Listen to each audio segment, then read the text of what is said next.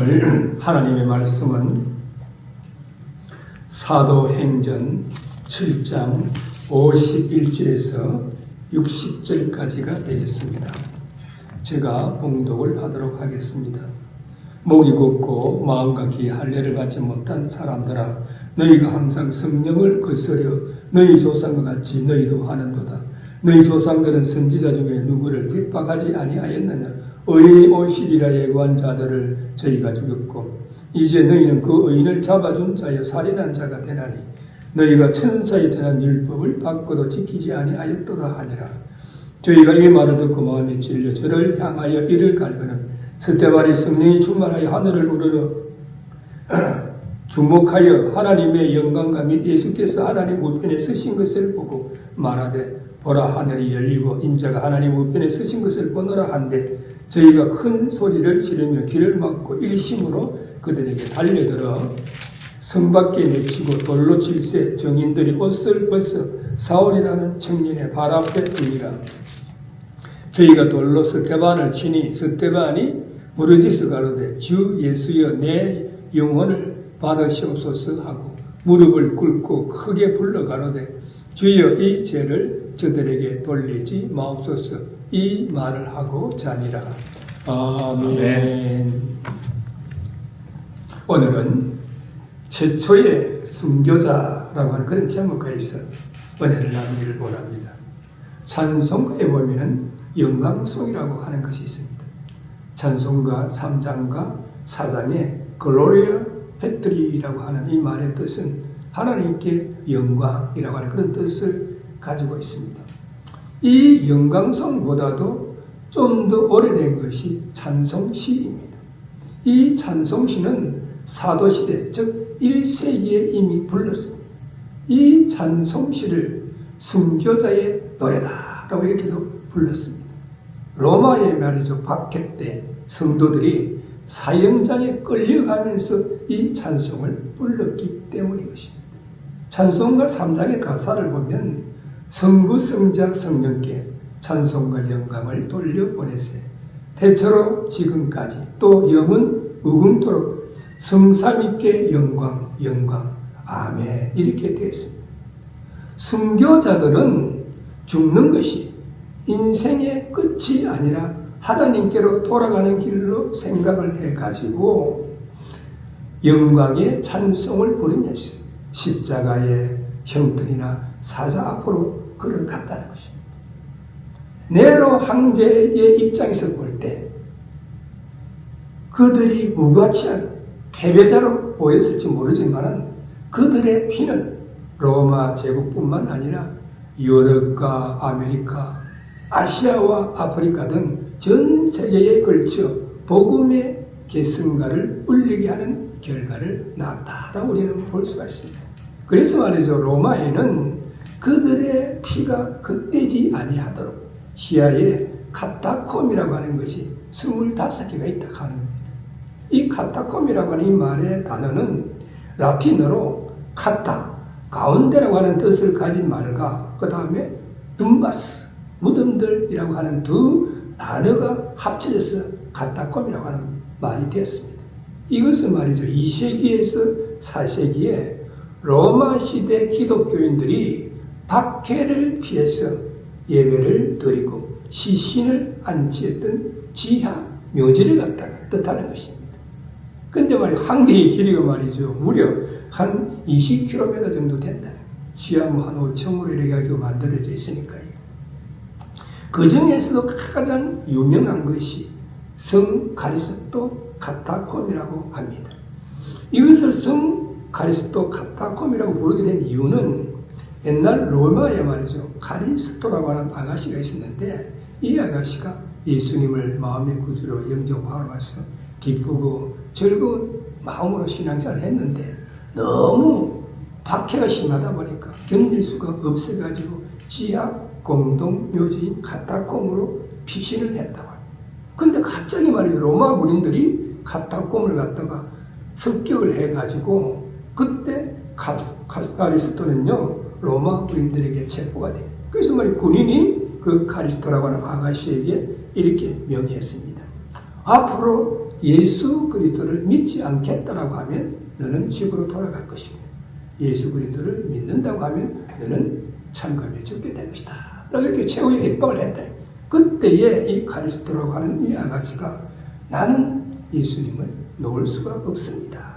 라고 이렇게 최후 고백을 하자 로마 군인이 말이죠. 창검으로 찔러서 죽였다고 합니다.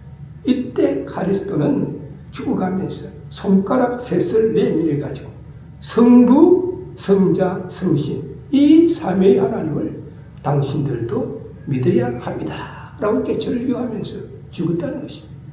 성 카리스토 카타콤 지하 4층에 가면은 흰색 대리석을 가지고 카리스토가 말이죠. 손가락 3개를 내밀고 쓰러지는 모습을 갖다가 정확한 조각상이 놓여 있다는 것입니다.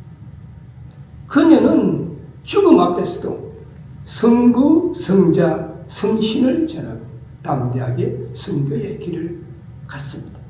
그 아름답고 숭고한 신앙의 아가씨 카리스토를 기념하기 위해 가지고 그 카타콤을 성 카리스토 카타콤이라고 부르게 되었다는 것입니다. 오늘 본문에서도 초대교회 시대 때 은혜와 지혜와 능력이 넘치는 스타벤 집사가 성령 충만함으로 유대 종교 지도자들에게 능력 있는 정언으로 예수 그리스도를 증거하다. 돌에 맞아가지고 기독교 최초의 순교자가 된 역사적인 사실에 대해서 말씀을 하고 있습니다. 오늘 본문의 첫 번째 파트인 51절에서 53절에 보면 스테반의 정언의 결론에 대해서 말씀하고 있습니다. 스테반이 유대종교 지도자들에게 예수 그리스도를 증언했는데 그 증언한 내용의 결론에 대해서 말씀하고 있는데 그 결론의 첫 번째는 너희들이 성령을 거스렸다는 거예요. 51절에 보니까 목이 걷고 마음과 귀에 할례를 받지 못한 사람들아 너희가 항상 성령을 거스려 너희 조상과 같이 너희도 하는도다. 사도행전 7장 1절에서 50절까지는 성령 충만한 스테반 집사의 증언이고 본절은 그 증언의 결론 부분인 것입니다. 그러면 스테반이 어떤 사람이었는가? 사도행전 6장 1절에서 6절까지 보면 초대교회의 집사로서 선정이 되서 그는 성령과 지혜가 충만하고 그리고 사람들에게 칭찬 듣는 사람이다 보니까 그는 집사로 처음으로 임명된 사람 중에 한 사람이었습니다. 그는 그가 은혜와 권능이 말이죠. 충만해가지고 큰 기사와 표적을 갖다가 민간에게 행하자 헬라파 유대인들이 시비를 걸어가지고 변론을 하게 되었습니다. 그때 이들이 스테반의 변론을 이기지 못하자 중상모략을 해가지고 산헤드린 공회의에 가서 재판을 받게 되었습니다. 그래서 스테반 집사는 공회의에서 증언을 통해 이스라엘의 역사를 서술하면서 완악하고 배역했던 이스라엘 조상들의 모습과 당시 유대인들의 모습을 스스로 비교케 함으로써 당시 유대인들 또한 이스라엘 조상들과 동일한 죄악을 답습하고 있음을 갖다가 준엄하게 꾸짖었습니다. 스테반 집사는 먼저 목이 곱고라는 말로 이들의 특징을 갖다가 이야기를 하고 있습니다. 목이 곱다라고 하는 것은 하나님의 뜨거운 사랑 속에서도 늘 마음이 말이죠. 교만하고 강박해가지고 하나님께 불순종했음을 이루는 말입니다. 역사상 이스라엘 민족은 참으로 목이 곧은 백성이었습니다. 그들은 하나님 앞에서 말이죠. 제대로 머리를 숙이지 아니하였습니다. 그들은 표적과 기사가 눈앞에 보여질 때만 하나님을 경외했고 이내 그들은 우상을 섬겼습니다. 그들이 말이죠. 애굽에서 종살이하면서 울부짖으며 탄식하면서 기도할 때에 하나님께서 모세를 통해서 그들을 출애굽시켜 주었습니다. 출애굽 후에 바로의 마음이 바뀌어가지고 애굽의 군사들이 뒤쫓아오고 앞에는 홍해가 가로막고 있을 때 그들은 모세를 원망해가지고 애굽이 말이야 매장지가 없어서 우리를 갖다가 이것으로 인도해가지고 강야에서 죽게 하느냐? 우리가 애굽 사람을 모시고 있는 것이 오히려 이 강야에서 죽는 것보다 낫지 않느냐? 라고 이렇게 불평했습니다. 그러나 하나님은 모세를 통해서 홍해를 갈라서 그들로 하여금 무사히 홍해를 건너게 하였습니다.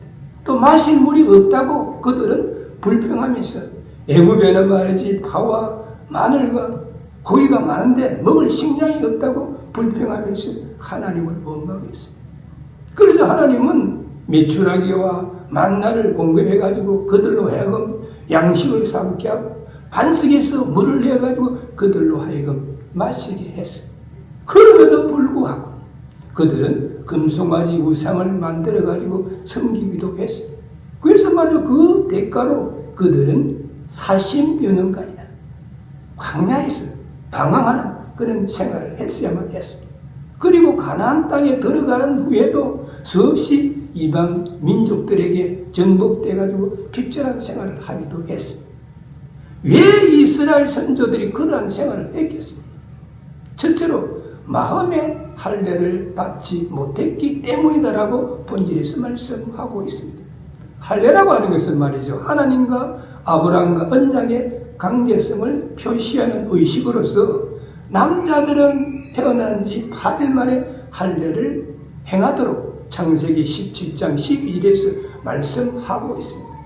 할례라고 하는 이 말의 원어의 뜻은 양피를 배달하고 하는 그런 뜻입니다. 쉽게 요즘 말로 표현하면 포경수술과 같은 그런 행위입니다. 구약에서는 선택받은 백성으로서의 정체성과 그리고 또한 순수함을 의미하는 것이고, 신약에서는 육체적 할례가 아닌 예수 그리스도를 믿음으로 행하는 마음의 할례가 진정한 의미로 강조가 되고 있는 것입니다. 이 할례가 이스라엘에서는 하나님과의 언약의 징표로서 사용이 되었습니다. 그런데 본질에서 말하는 마음의 할례라고 하는 것은 육체적인 할례를 말하는 것이 아니라 신령한 할례를 말합니다. 당시 유대인들은 할례 받은 자들을 하나님의 백성으로 말이죠. 자체를 하고, 할례를 받지 못한 이방인들은 어떻게 보면 짐승처럼 그렇게 취급을 하는 그런 경향이 있었습니다. 그러나 이 할례는 세월의 흐름 속에 극도로 의식화가 돼가지고 교만하여지고 부패하여졌다는 사실입니다. 그래서 요엘 선지자는 옷을 찢지 말고 너희 마음을 찢으라 이렇게 이야기를 했었습니다. 그러므로 말이죠. 우리가 옷을 찢어도 마음을 찢지 못한다 하라고 하면 아무런 소용이 없는 것입니다. 빌립보서 3장 3절에 보면 하나님의 성령으로 봉사하며 그리스도 예수로 자랑하고 육체를 신뢰하지 아니하는 우리가 곧 할례당이라고 말씀하고 있습니다. 마음의 할례를 받은 사람, 즉 성령으로 거듭난 사람이 참 할례당이라고 말씀하고 있습니다. 두 번째는 기의 할례를 받지 못했다라고 이야기를 하고 있습니다. 에레미야서 6장 10절에 보니까 보라 그 기가 할례를 받지 못하였으므로 듣지 못하는도다. 보라 여호와의 말씀을 그들이 자기에게 욕으로 여기고 이를 즐겨 아니하니라고 말씀하고 있습니다. 이스라엘 백성들이 말이죠. 기의 할례를 받지 못했기 때문에 하나님의 말씀을 바르게 들을 수 없다는 거예요. 오히려 하나님의 말씀을 욕처럼 들었다는 안타까운 이야기를 하고 있습니다. 그들은 길이요 진리요 생명이 되는 하나님의 말씀보다는 헛된 말과 세상적인 말에 귀를 기울였다라고 말씀하고 있습니다. 요즘도 마찬가지입니다.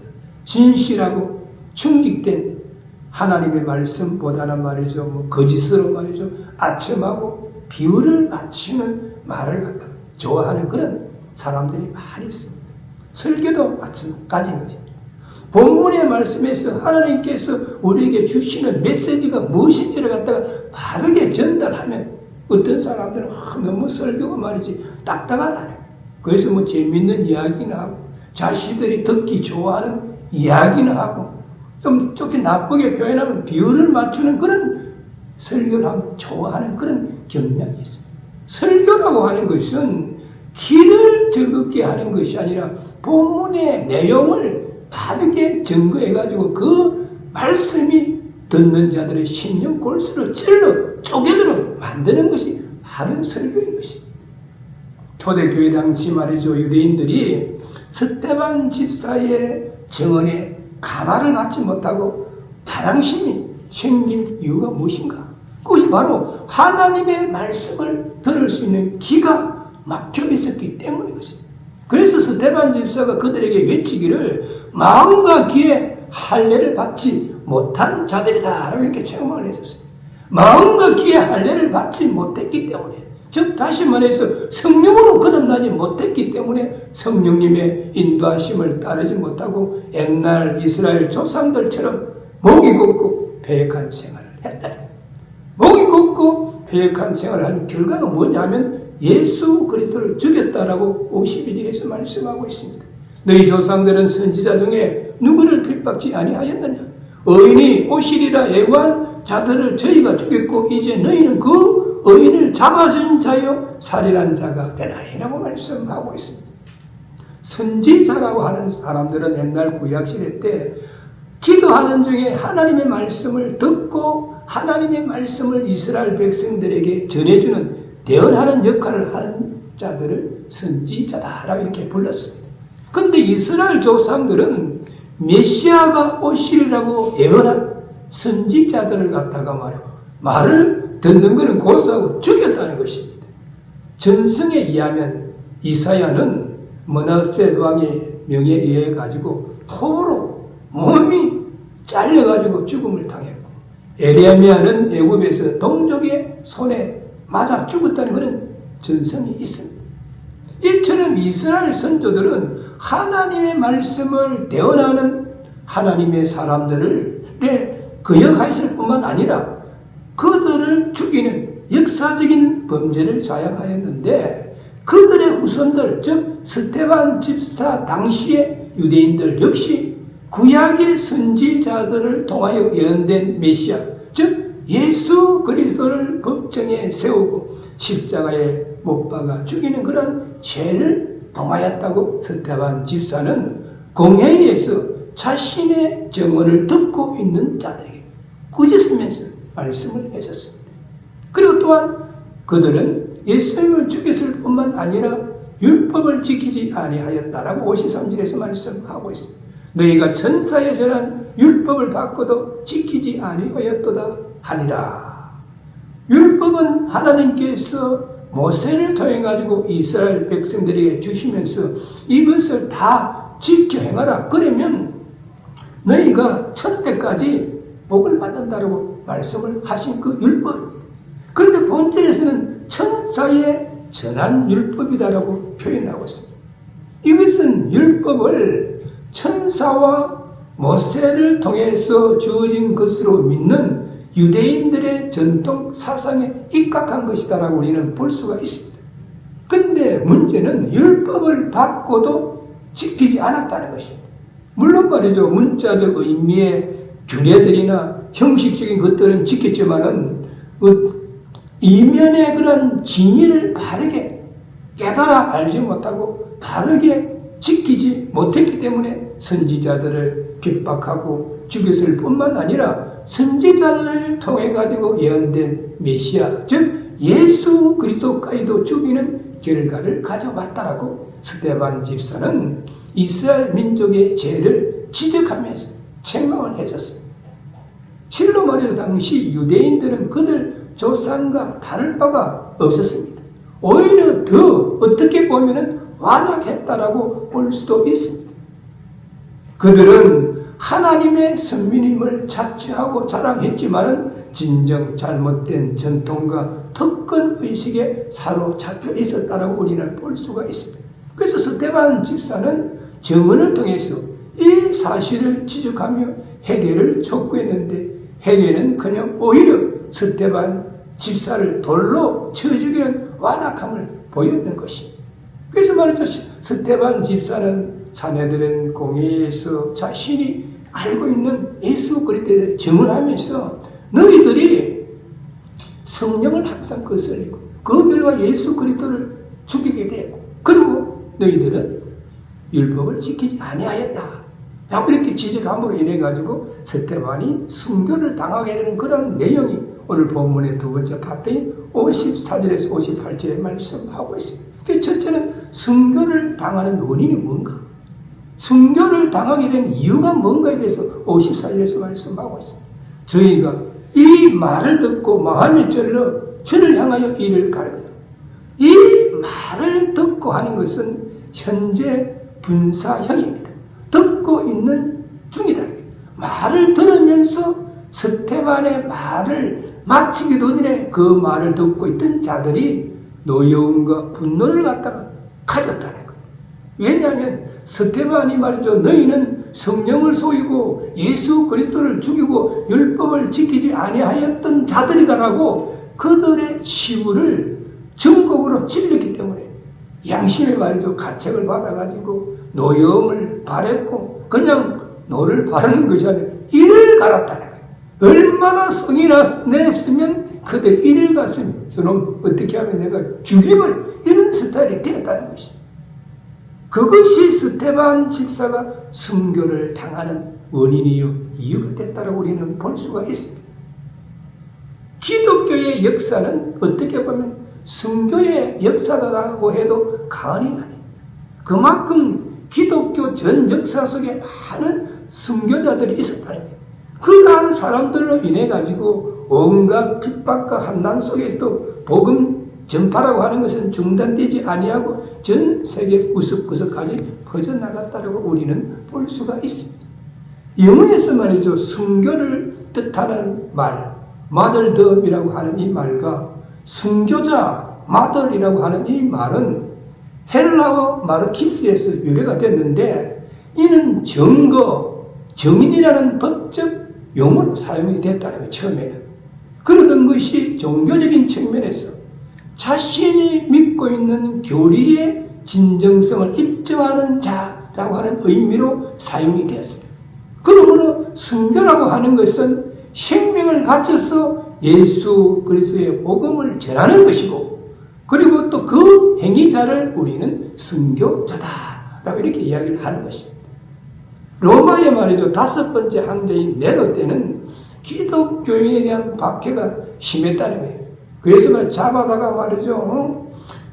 끝까지 믿겠다고 하는 자는 목을 베거나 사자의 밥이 되게 해가지고 죽이고 이제는 더 이상 믿지 않겠다라고 하면 살려주었다는 거죠. 그래서 말이죠. 한 현관이 기독교인들의 목을 치면서 목을 치다가 보니까 천사가 내려와가지고 영혼을 받아가지고 생명의 멸류관을 갖다가 씌우고 하나님 보좌 우편에 데려가는 것을 갖다가 목을 치면서 뭔가 환상을 갖다가 보았다는 거예요. 그래서 본 현관이 순교자가 말해 참 부러웠다라고 이렇게 이야기한 그런 일화가 있습니다. 근데 말이야 한 기독교인이 목을 갖다가 딱 치려고 하니까 치려는 순간에 그 성도는 벌벌 떨면서 살려달라고 해요. 다른 사람들은 목이 베어도 그냥 받아들이고 그리고 순교를 당하는데 이 사람은 벌벌 떨면서 살려달라고 예언을 하니까 그 현관이 이렇게 이야기를 했다는 거예요. 그대가 내 옷을 입고 이 칼을 가지고 내가 하던 일을 하라. 나는 자네 대신 지금부터 예수를 믿고 기쁘게 순교하겠노라 라고 하면서 옷을 받고 있고 그 성도 대신 그 기쁘게 순교를 당했다는 현명한 그 일화가 있습니다. 이처럼 예수 그리스도의 복음 전파를 위해서 생명을 바치는 것이 순교이고 그 사람을 우리는 순교자다라고 이렇게 표현을 하는 것입니다. 그러면 스테반 집사가 말이죠. 순교를 당할 때에 그의 태도는 어땠을까? 55절에서 56절에 말씀하고 있습니다. 스테반이 성령이 충만하여 하늘을 우러러 주목하여 하나님의 영광 및 예수께서 하나님 우편에 서신 것을 보고 말하되 보라 하늘이 열리고 인자가 하나님 우편에 서신 것을 보느라 한대.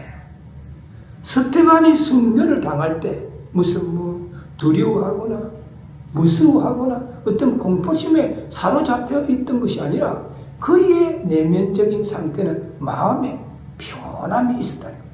그리고 성령이 충만했다는 거예요. 그리고 그의 영안은 열려가지고 하늘을 우러러 봤다는 거예요. 사도행전 1장 10절에서 말이죠. 사도들이 하늘로 올라가시는 예수 그리스도의 모습을 한눈 팔지 아니하고 찬찬히 지켜본 것처럼 스데반 역시 자신의 마음의 시야에 펼쳐지는 광경에 시선을 갖다가 다 고정을 시켰다. 그때 그는 무엇을 보았습니까? 하나님의 영광을 보았다는 것입니다. 하나님의 현년의 찬란한 그 모습을 갖다가 그는 영안을 가지고 그는 바라봤다는 거예요. 또한 예수 그리스도께서 하나님 우편에 서 계신 것을 그는 영안으로 바라보았다는 것입니다. 여기서 중요한 것은 스데반이 순교를 당하는 최후의 순간에 하나님 우편에 계신 영광의 예수 그리스도를 바라보았다는 사실입니다.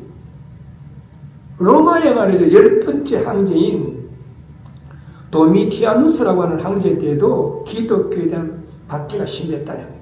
그때는 칼로 목을 뺀다든지 짐승의 밥이 되게 하는 것이 아니라 화염, 불에 태워서 말이지 기독교인들을 갖다가 죽였다는 것입니다.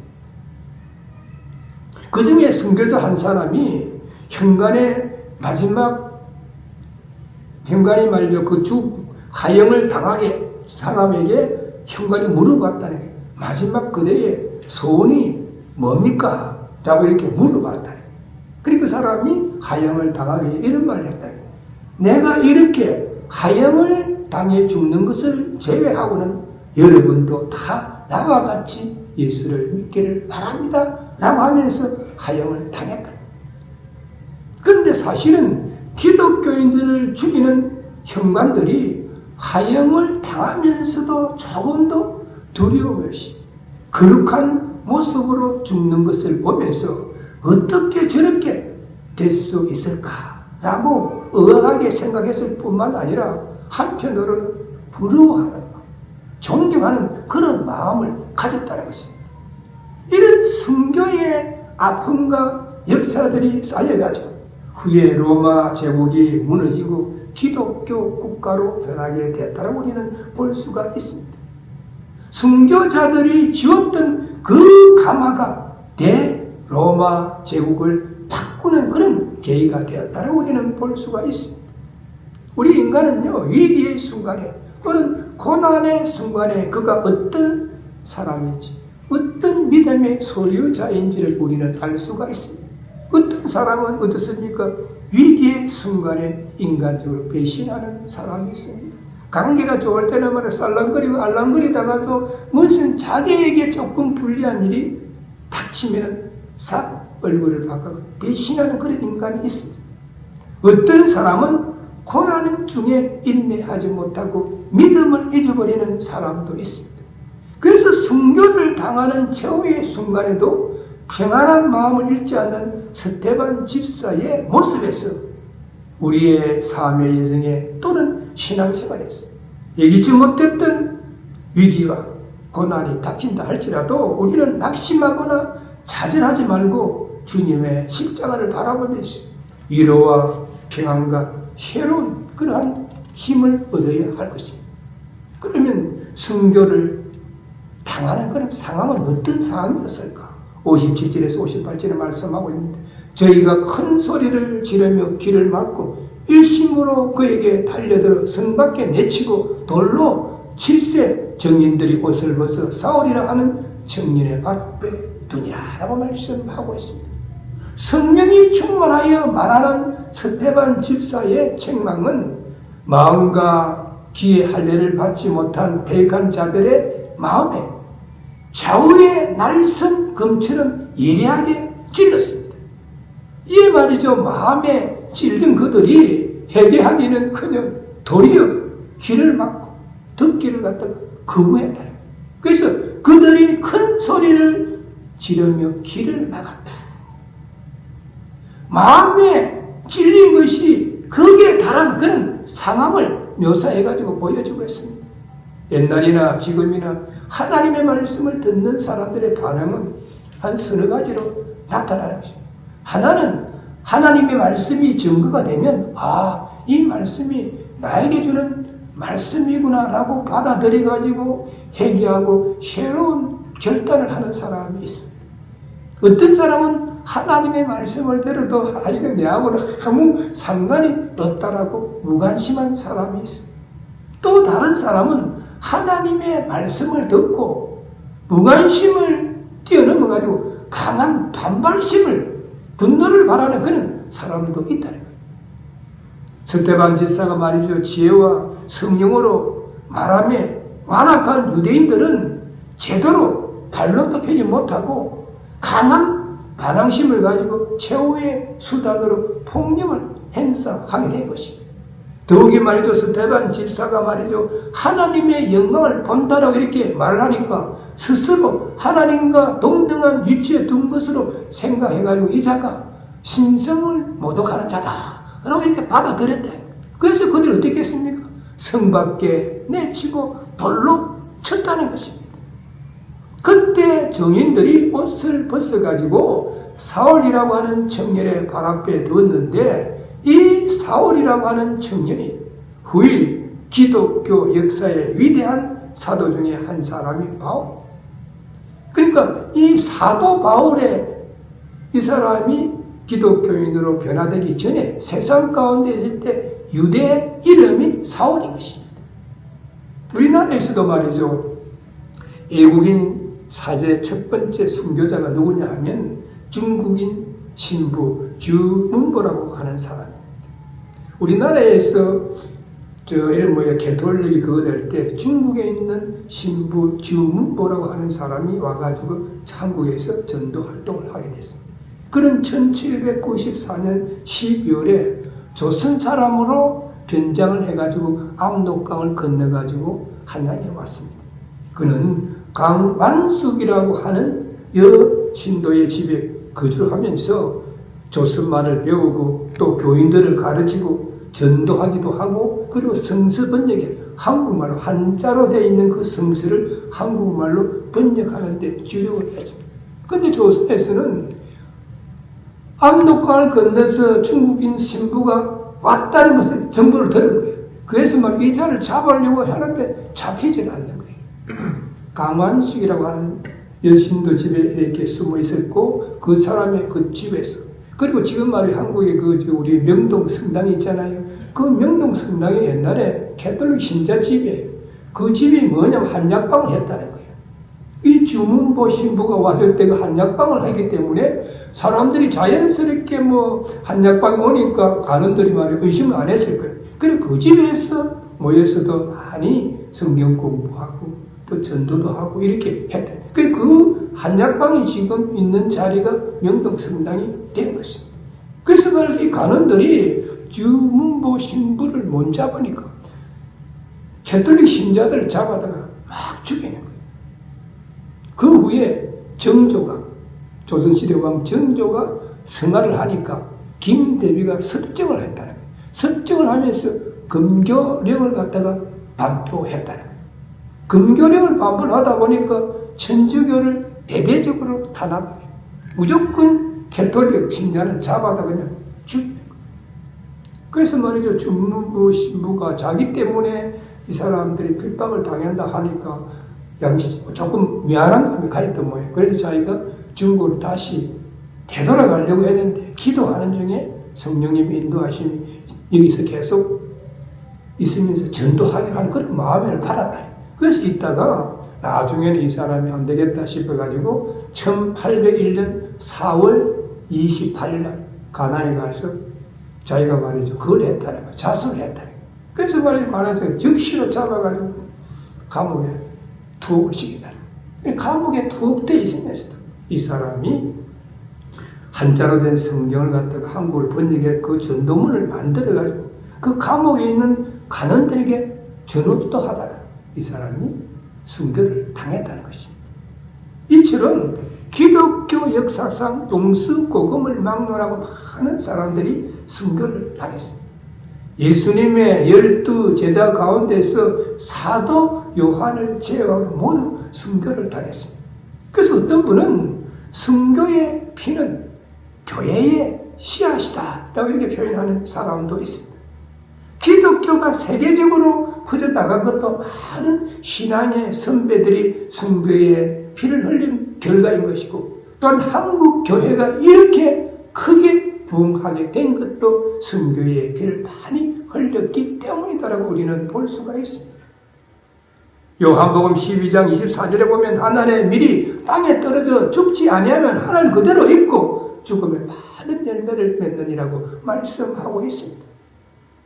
그래서 우리가 스테반 집사의 순교를 통해서 알 수 있는 것은 영적인 우월성입니다. 영적인 눈이 있는 사람은 마음속에는 항상 죽음에 대한 공포가 없어요. 그렇지만 영적인 눈이 없는 사람은 마음속에 알게 모르게 죽음에 대한 공포를 가지고 있습니다.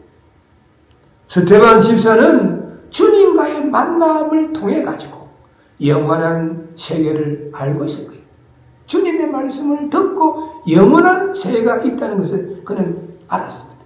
자신이 눈으로는 보지 못했지만 영적 세계의 실제에 대해서 잘 알고 있었기 때문에 그는 순교를 할 수 있었다라고 우리는 볼 수가 있습니다. 그러면 스테반 집사는 그냥 순교를 당했겠습니까? 순교를 당하면서 오늘 본문의 세 번째 파트에 보면 기도를 했다. 오늘 본문의 59절에서 60절에 말씀하고 있는데 어떤 기도를 했는가? 첫째는 주 예수여 내 영혼을 받으시옵소서. 59절에 보니까 저희가 돌로 스테반을 치니 스테반이 부러져서 가로되 주 예수여 내 영혼을 받으시옵소서 하고, 유대인들의 관습에서 말이죠, 돌로 사람을 쳐 죽인다고 하는 거 아주 저주스럽게 쳐 죽이는 방법입니다. 그냥 죽이는 거, 돌을 딱 치고 저주하면서 죽이는 것입니다. 당시 유대인들의 산헤드린 공회의에는 사람을 죽일 수 있는 권한을 갖고 있지 않았습니다. 그런데도 무리들은 죄 없는 스테반 집사를 갖다가 돌로 쳤다는 것입니다. 그때 스테반 집사는 살려달라고 예언하지도 않았습니다. 두려움 없이 아주 평안한 심령으로 순교 직전에 주 예수여 내 영혼을 받으시옵소서라고 기도했다는 것입니다. 이는 말은 예수님께서 십자가에서 운명하실 때에 누가복음 23장 46절에 보면 아버지여 내 영혼을 아버지 손에 부탁하나이다 라고 하셨던 그와 같이 스테반 집사도 예수 그리스도에 대한 확고한 믿음으로 외치면서 기도했다 라고 우리는 볼 수가 있습니다. 그래서 말이죠, 우리 믿는 자들은 내일 죽는다 할지라도 자신의 영혼을 주님께 맡길 수 있는 믿음의 소유자들이 되어야 할 것입니다. 또한 스테반 집사는 죽어가면서도 순교를 당하면서도 이 죄를 저들에게 돌리지 말아달라고 60절에서 기도하고 있습니다. 여기 보니까 무릎을 꿇고 크게 불러 가로되 주여 이 죄를 저들에게 돌리지 마옵소서 이 말을 하고 자니라 라고 말씀하고 있습니다. 스테반 집사는 돌에 맞아가지고 피를 흘려가면서 기력이 없이 쓰러지면서도 헌신의 힘을 다해가지고 무릎을 꿇고 주님 앞에 기도했습니다. 마지막 기도가 뭡니까? 이 죄를 저들에게 돌리지 마옵소서. 자신을 갖다가 성 밖에 내치고 돌로 쳐서 죽이는 자들을 향해서 이 죄를 저들에게 돌리지 마옵소서. 예수님께서 말이죠, 십자가상에서 대속의 죽으심을 당하실 때 자신을 십자가의 못을 받고 야유하고 비난하는 자들을 향해서 예수님께서 뭐라고 말씀하셨습니까? 누가복음 23장 34절에 보면 아버지여 저희를 사하여 주옵소서 자기의 하는 것을 알지 못함이니이다 라고 말씀하셨습니다. 이처럼 스테반 역시 그러한 마음으로 기도했다라고 볼 수가 있습니다.